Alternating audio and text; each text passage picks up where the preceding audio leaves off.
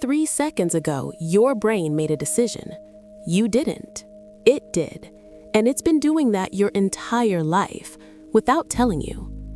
Stay with me, because by the end of this video, you will never look at your own thoughts the same way again. Chapter 1. The mind you think you own. You've had a thought that scared you. Not a plan, not a wish, just a thought. It appeared without permission, and before you could stop it, it was already there. Or maybe you've said something and immediately thought, where did that even come from? Or made a decision you swore you'd never make. Again. Here's what nobody tells you in school. Most of what you think, feel, and do is not fully under your control. That's not an insult. That's not weakness. That is just the architecture of the human mind. And psychology, the science that tries to understand all of this, exists because humans noticed something deeply unsettling about themselves. We experience our thoughts, but we don't author all of them. There is something happening beneath your awareness, something older than language, something faster than logic, and it is running the show far more than you realize. So today, we're going to go there. We're going to look at where psychology came from, why the greatest minds in history got it both brilliantly right and catastrophically wrong, and what modern science now tells us about who or what is actually in control. Chapter 2. Before anyone had answers. Thousands of years before psychology had a name, humans were already asking the same questions you're asking right now. Why do I feel this way? Why do I keep doing things I know I shouldn't? What is this voice inside my head? In ancient Greece, Aristotle, one of history's most brilliant minds, made a confident declaration. The seat of thought is the heart. He was completely wrong, but the question itself was right. Meanwhile, in ancient China, rulers were testing their officials, not just on knowledge, on personality, on intelligence, on how they thought. Because even then, leaders understood behavior reveals character, and character can be measured. And in medieval Baghdad, a Persian physician named Muhammad ibn Zakaria al-Razi did something radical for his time. He looked at people who were suffering mentally, people others called possessed or cursed, and he said, "No, this is a medical condition, and I will treat it." He built what may be history's first psychiatric ward in the year 800 AD, 14 centuries ago. The need to understand the mind is not modern, it is ancient. It is human. And it only got more complicated from there. Chapter 3. The Birth of the Science. 1879, Leipzig, Germany. A physician named Wilhelm Wundt opens a door, and psychology as a science begins. His idea was radical. What if we study the mind the same way chemists study matter? Break it down, isolate the parts, understand the structure. He and his student, Edward Bradford Titchener, called this structuralism.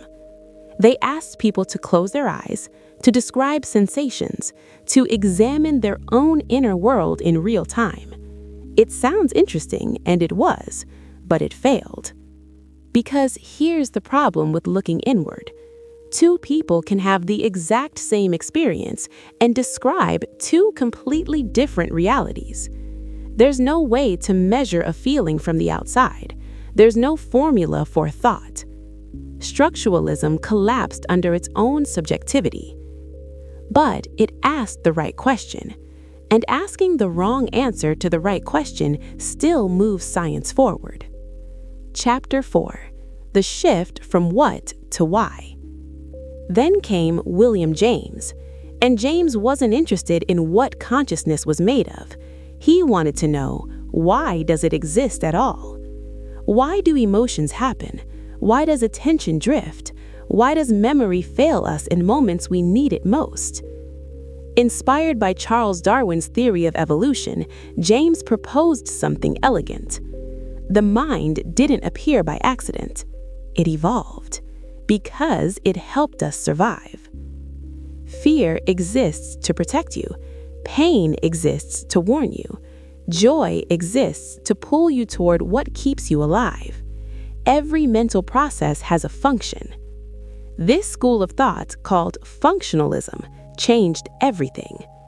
Because suddenly, instead of asking, "What is a thought?" we started asking, "What is a thought for?" And that question is still at the heart of modern psychology.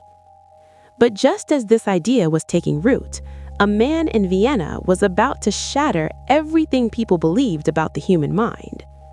Chapter 6: The Uncomfortable Truth.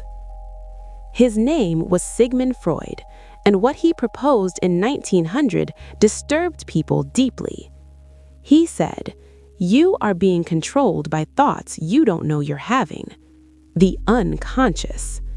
Not just daydreams or gut feelings, an entire layer of your mind running beneath the surface, full of hidden fears, repressed memories, buried desires, quietly shaping every decision you make."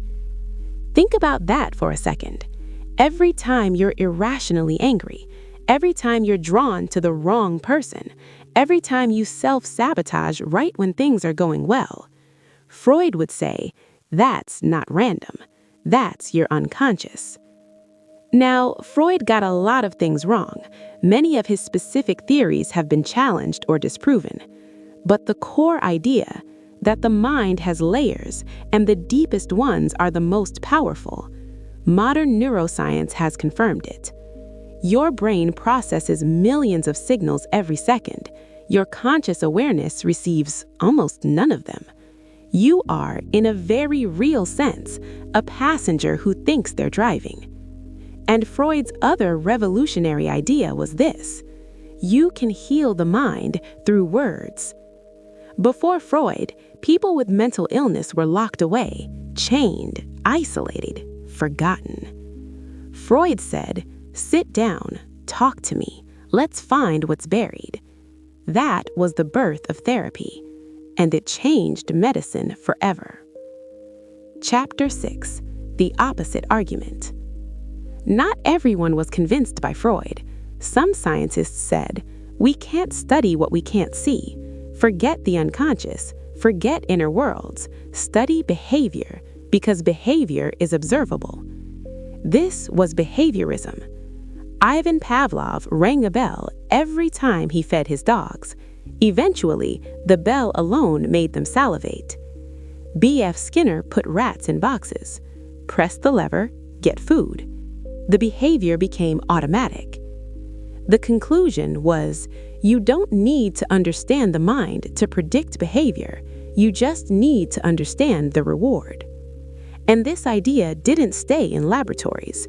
It shaped how schools teach, how companies sell, how governments influence, and today, how social media keeps you scrolling. Every notification, every like, every recommendation algorithm. That's Skinner's box, and you're the rat. Chapter 7: The Mind Fights Back, and Where We Are Now. But behaviorism couldn't explain everything either. It couldn't explain creativity, or why some people survive trauma and others collapse, or why humans sacrifice their own survival for strangers. So psychology kept evolving. Cognitive science said, let's study how people think and process information. Neuroscience said, let's look at the brain itself, the actual hardware. Humanistic psychology said, let's focus on growth, meaning, and what makes humans flourish. No single school won, because the truth is, the mind is not one thing. It's a system of systems, emotion and logic, memory and imagination, instinct and intention, and modern psychology holds all of that together.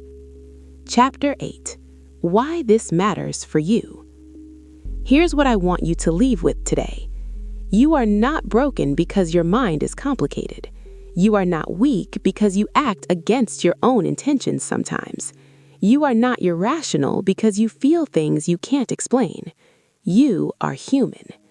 And the human mind is, as Harvard astronomer Owen Gingerich once noted, the most complex physical object known in the entire universe. And you have one, living inside your skull, right now.